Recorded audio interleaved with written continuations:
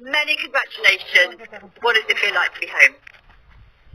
Yeah, it's a really nice feeling to be home. I have been able to spend some time with my parents after not seeing them for 7 weeks.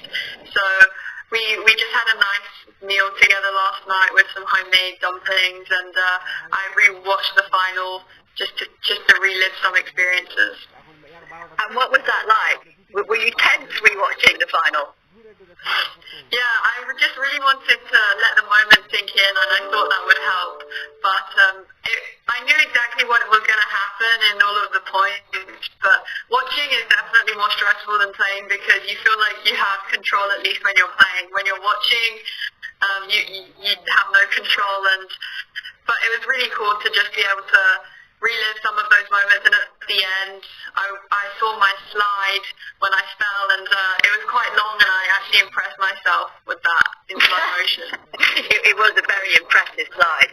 When you saw your mum and dad for the first time, what did they say to you? Because well played doesn't really cover it, does it? Yeah, they just gave me a hug. There was nothing really crazy. They have very high standards and tough love, but I think that I didn't really need anything big from them. I know that just the smallest of congratulations means a lot, and for them to say they're proud of me as well. But they were very happy to have me home. Life-changing experience, Emma. Reporters, paparazzi outside of your house. You are instantly recognisable everywhere. Are you ready for that? How much your life has now changed? Yeah, I actually haven't really realised, because I just came home and I've just been staying at home, spending time with my family, so I haven't really gone out or done anything yet, so I don't really see at the moment any changes.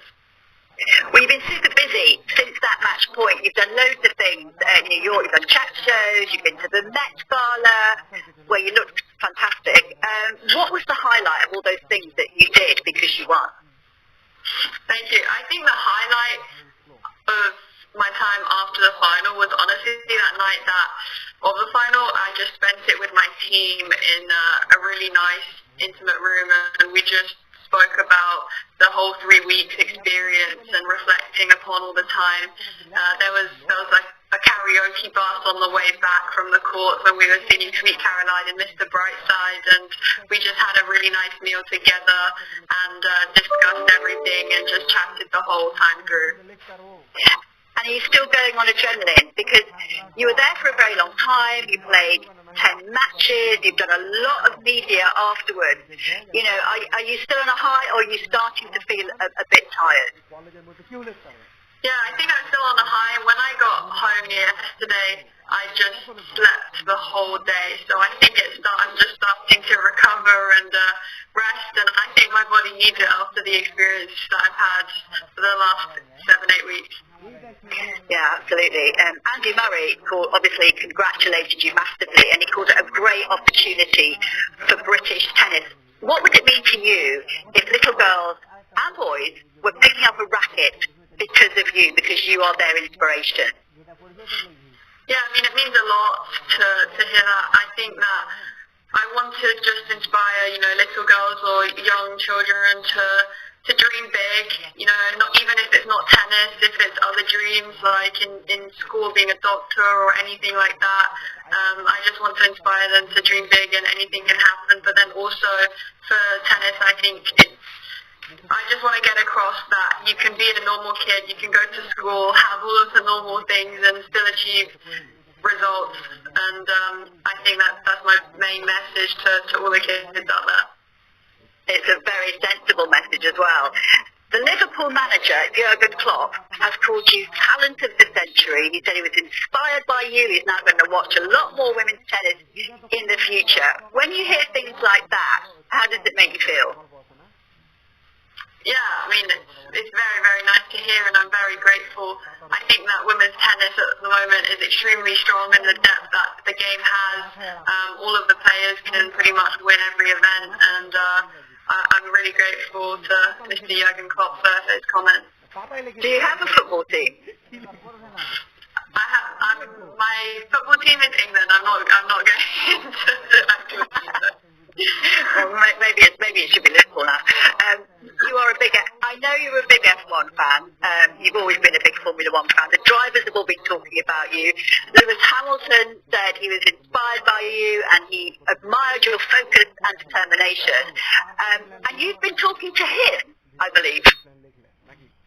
Yeah, I mean, I love Formula One and all motorsports. I spoke to Lewis Hamilton at the Met Gala, and it was really cool just to speak to him. And after everything he's achieved, he's such a great inspiration. But in Formula One, I mean, I love watching all the Brits. Lando and George as well. They're all really cool to be flying the flag high for Great Britain. And he called it also a dream. It proves that dreams can come true. Does it still feel like a dream? Has it properly sunk in yet what you've achieved? Gradually, I think as time's passing, you realise, but it's funny because sometimes I'll just have random bursts where I'm like, oh my god, I just won the US Open, but then I'll just go about normal and realise nothing's happened, and these bursts will just come and go. So it's a strange feeling to comprehend, but how watching the match last night helped really let it sink in. And going back to your training at the LTA, it's going to be a bit different. You know, you are the British number 1, you're the world number 23, you are a Grand Slam champion. People are going to treat you differently. You can't just go in and train anonymously. Are you prepared for that? Honestly, I can't even get a court at my local club. Like, it's still I'm pretty sure nothing changes. But I haven't really even thought of that. When I go back to training, I'll see if anything changes. But until then, nothing. And more demands on your time, obviously.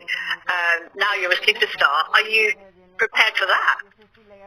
Yeah, I think I won't overcommit myself. I'll just take it how it is, and I think the most important thing for me is still my tennis and improving and training. So I won't let any commitment get in the way of that because it's my top priority.